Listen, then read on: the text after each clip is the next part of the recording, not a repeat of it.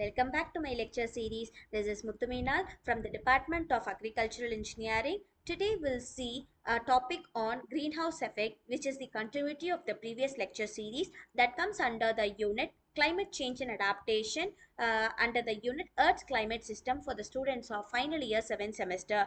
Before going into the session, let us have a small recap on what we have seen at the previous classes. And we have seen what is greenhouse effect, how we stay warm, what is insulation, and what happens at the installation, where does the more concentration of sun's rays is available, and where the lowest portion or diffused state is available, how the sun's rays travel at the equator and at the polar regions, and also how much solar radiation has reaches earth, and what is global heat budget, what happens at the greenhouse effect. Here we have concluded that three main greenhouse gases, that is carbon dioxide, methane and water vapor together, is responsible for trapping the heat energy and keep it close to earth in order to make us warmer. So today we'll see whether this greenhouse effect is positive or negative.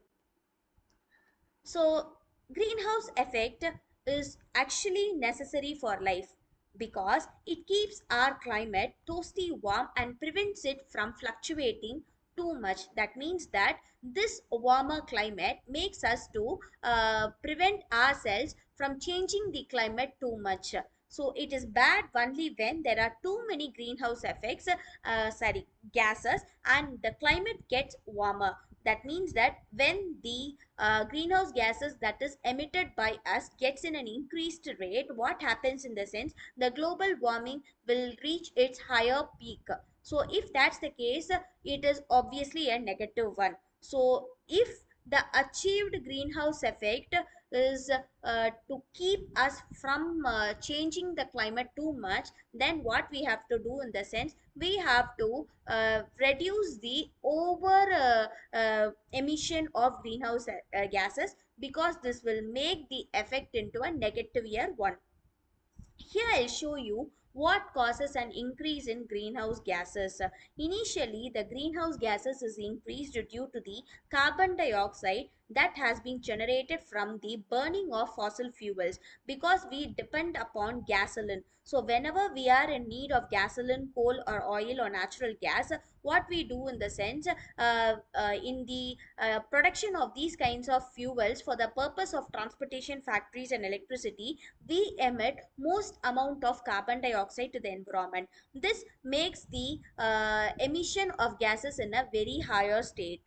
And the next condition is due to deforestation. As we all know that carbon dioxide could be trapped by the vegetation that is available in and around us. So when we are going to do deforestation, what we are trying to do in the sense, we are trying to neglect the amount of carbon dioxide that could be absorbed by the plants as photosynthesis, and remove it from the atmosphere, which will help us to make oxygen. This will make us to suffocate, as the carbon dioxide that could be trapped for the purpose of photosynthesis will be reduced in state. The third condition is nothing but volcanoes, fires, and respiration, because these all have been an addition to that of the CO2 to the atmosphere, even though the manual emission has been in increased state. These will also contribute to us. And the fourth one is methane. As the carbon dioxide plays a major role, that is comprises of about 70%, methane sources are majorly caused due to the agricultural fields. As I have shown here, due to biomass burning, 7.7% has been produced, and also due to the production of rice through the rice fields, we are providing a methane source for about 21%. Due to domestic chemicals, it is 15%, and due to wetlands, it is 22%. As you guys can see, due to the agricultural production of rice, we are providing a most methane source. So this methane is usually produced when the garbage is burnt in landfills, from the animal waste, and also from other natural resources. So the next one is, as the temperature increases, the evaporation also gets increased, which adds up to the water vapor, because water vapor is also a main important factor to maintain the greenhouse effect. This also plays a major role. Here I have shown you how much increase in greenhouse gases has been over the years. So as you guys can see, it has reached up to a carbon dioxide concentration in the atmosphere of about 375 at the recent scenarios.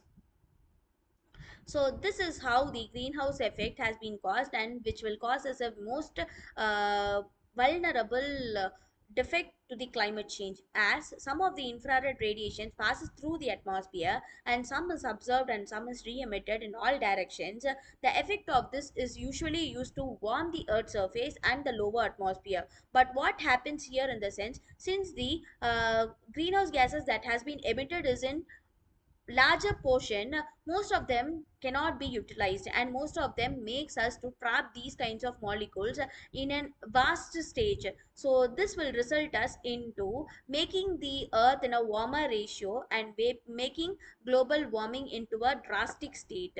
This is what happens over here. So here I have shown you a reference video which you guys can watch it, which is related to that of the global warming and greenhouse effect, at the link that I have given you. If the and this is what I have prepared for today's class. If you guys have any kinds of doubt or anything, you guys can ping me anytime. See you at the next class. Thank you.